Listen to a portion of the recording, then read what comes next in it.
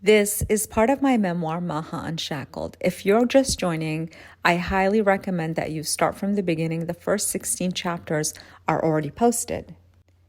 Living in Santa Monica, which is a walking city, almost every day I would see across from my place a very long line of people wrapped around the block. One day I finally decided to stop and ask what they're lining up for. A woman in line told me that it was a yoga class. This guy, this yoga teacher, his name is Brian Kest, and his class is absolutely incredible.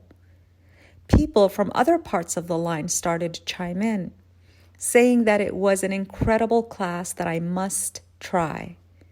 Some of them even traveled from other parts of the country to attend. There was even a girl that came all the way from China and was taking pictures of herself in the line as if she was about to attend a rock concert. I asked if it was hard, if it was suitable for someone who's never done yoga before. People started smiling and said that that's the beauty of it. Yoga is for everybody. The woman continued to encourage me to join. Don't worry, she said. You don't have to be athletic to attend this class. It's hard to explain, but you're going to be okay. Try it. Trust me. The next day, I went to TJ Maxx and bought an earthy brown yoga mat with pink leaves printed on it that came with its own crossbody strap mat bag. I put my yoga pants on, walked across the street, and joined the line that was wrapped around the block. My first ever yoga class started. The room was packed, wall to wall. It was hot, but not artificial heat. We started in child's pose. I had no idea what to do. I had to look around and copy what people around me were doing. During the first 10 minutes of the class, I felt that I was going to black out. I started seeing black spots and felt sick to my stomach. We were still in what now I know is called the seated module, which is a pre-warm-up series. The class was supposed to be 90 minutes long, and Brian is known to go beyond time. The class hasn't even started yet, and I was already drenched in sweat, and my entire body was trembling. I felt so embarrassed and was terrified that I would throw up and make a scene. So I rolled up my mat and left.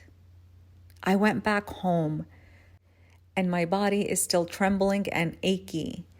I lie down on the bed while Googling on my phone, is it normal to pass out in a yoga class? I felt feverish, so I took Tylenol and slept with a smile across my face. Brian's words kept echoing in my head. For the first time in my life, I had heard a voice of kindness and empowerment. I remembered him saying, you don't need to look around you. You don't need to do what everybody else is doing. You don't need to even do what I'm telling you to do. These are merely suggestions to help you take care of yourself. Like a yoga buffet, take what you want and leave what you don't want. Listen to your body and do what feels good. It doesn't matter what the pose looks like. What matters is how it feels like. If it feels good, you're doing it right. Period. I was hooked. You see, a seed was planted deep within my consciousness. I saw that peaceful glow, that awakened look that the yogis had on their face in class that day. I recognized that they experienced life in a different way, and I wanted that experience. So I didn't give up. I went to class the next day, and the day after that, and the day after that. I kept going until I got stronger and gradually into the flow, the yoga zone. It didn't happen overnight. It's called a yoga practice after all. So I had to commit. I got there by putting in the time and doing the work. And most importantly, I did it with compassion toward myself. Because power yoga is a physical practice, my progress was measurable and tangible. I would be blown away that one day I could barely get through one round of a vinyasa, and the next day I'm flowing through 5 of them with steadiness and strength. My mind exploded when I did my first arm balance, a crow pose, Bakasana. I began to think, what else is possible? What else am I capable of doing? Thomas Jefferson once said, revolution begins in the muscles. This is the same thing that inspired legendary actress and activist Jane Fonda to create her iconic workout, because she felt that being strong empowered and inspired women.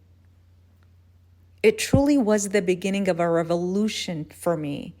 It started merely as a physical exercise. I wanted to get fit, to be in shape so I could look hot, but it ended up being a more profound transformation. In an effort to shape my body, I ended up shaping my mind and my way of being. The first time I arrived in Shavasana, corpse pose, was the first time I felt truly comfortable in my body. Never in my life had I laid my body completely straight and still, with my chest wide open, arms extended by my side, and legs completely straight and slightly parted. There was this tremendous level of trust, vulnerability, and surrender that I have never experienced until that moment. When I sleep, I usually curl to the side in a fetal position, or if I'm lying down on a couch, I tend to involve some sort of knee bending. I had never completely laid flat on my back with my limbs extended and the whole front side of my body completely exposed. No distractions, no cover-ups, no book to read or phone to stare at. That was the moment in that yoga room filled with complete strangers when I first felt safe in my body. In fact, it was the first time I realized that I had been bracing, clenching, and tensing my body through my whole life. My habitual posture was hunched over, shoulder closed, arms across my chest most of the time, with a permanent frown on my face.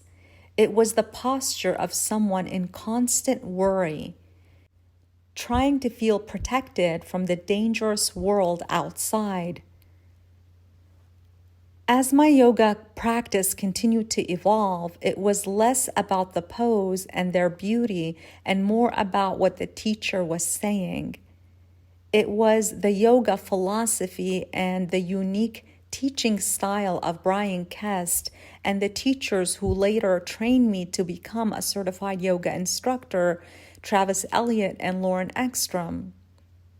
You see, when yoga is taught holistically, meaning addressing not only the body, but also the mind, emotions, energy, and soul, it becomes a somatic modality where profound healing and transformation can occur. As you move your body in a specific and intentional way to invoke a specific mindset and emotion, you shift and you move stagnant energy around and ultimately balance it out, creating more room for your natural light and life force energy to flow through you.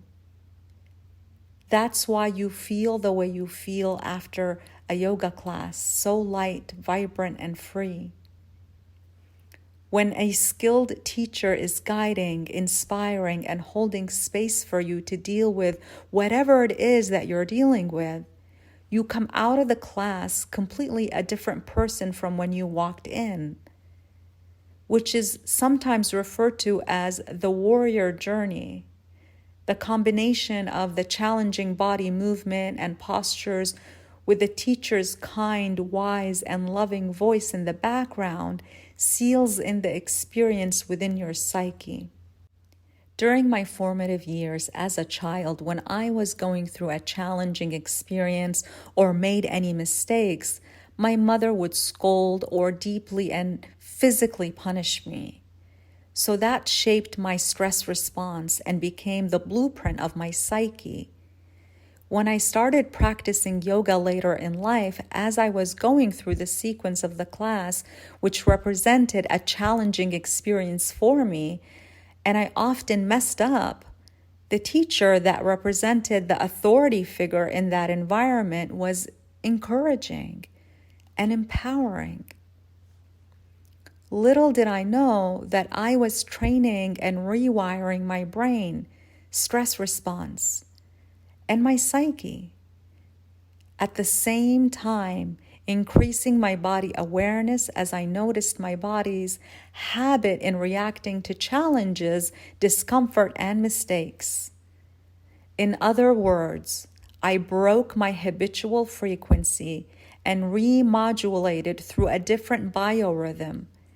Through my yoga experience, I taught my body how to feel safe and strong, that I am in control now, and the grown-ups are not going to hurt me anymore. There is a saying, I hear and I forget. I see and I remember. I experience and I understand. That's what made yoga such a profound healing and transformative modality for me. Because healing was not a theory anymore. It was not an intellectual concept. It was an experience that was deeply imprinted in my body and my subconscious mind. These master teachers would always bring me to a transcendental state. Transcendental meaning that I would transcend whatever momentary life experience that I was having through my five senses. Therefore, yoga ended up being my happy place. While everybody after work would go to happy hour and get wasted, I started to gravitate more and more towards my yoga class. The rewards were higher. Instead of gossiping, complaining about work, and waking up with a hangover, I would feel this uplift of energy and vitality and wake up so refreshed the next day. No matter how long my workday was or how busy my life got, whenever I would hit the studio and roll out my yoga mat and start to move my body, all the tension would begin to dissolve. It was like I was sweating off all the pressure of modern day life and working in a corporate environment. What was left by the end of the 90-minute vigorous power yoga class would be pure inner peace, which I later learned was my unstoried self, this sense of pure and utter bliss that we were all inherently born with. When you were born into this world, your natural state of being was pure bliss. When you were a baby, you were not worried about how you looked or what you were wearing or how fat or skinny you were. You trusted that you would be loved unconditionally, regardless if you were crying with snot coming out of your nose, drool dripping from your mouth, or your diaper was filled with poop. It is only as you grow older and are out in the world that you begin to absorb these external messages and pressures from society and the powers that be, telling you you are not good enough, pretty enough, successful enough, or rich enough, so they can sell you more products and services. That inner child still exists inside of you, and it is starving for your unconditional love and full acceptance. When that inner child is craving your love and is not receiving it, just like any child would, it will try to get your attention by throwing a tantrum. And the cries will get louder and louder in the form of drinking, shopping, gambling, comparing and competing with others, self-hatred and sabotage, giving away your power, and seeking external validation and approval from others. It's not until you love your inner child in a godly manner, pure and unconditional, that you will become whole. So next time you experience suffering and life seems to be closing in on you and you can't get a break, ask yourself, where am I not loving myself right now? What is my inner child starving for? How can I soothe my inner child, acknowledge it, and make it feel loved and safe? Journaling and writing a letter to your inner child can be deeply healing. Also, an inner child meditation where you can place a photograph of yourself as a child in front of you and talk to that version of yourself in a loving and compassionate way. Tell that child what it wanted to hear back then. Talk to it in a way you wish your parents or the people who were supposed to love you unconditionally did. You have an opportunity to be your own loving parent now and to give that inner child everything it needs. Be that child's best friend, greatest cheerleader, wisest teacher, and most loving parent. I know it can feel scary to go back to that place, but I promise you that there is nothing to fear inside of you. There is nothing to fear in that little child.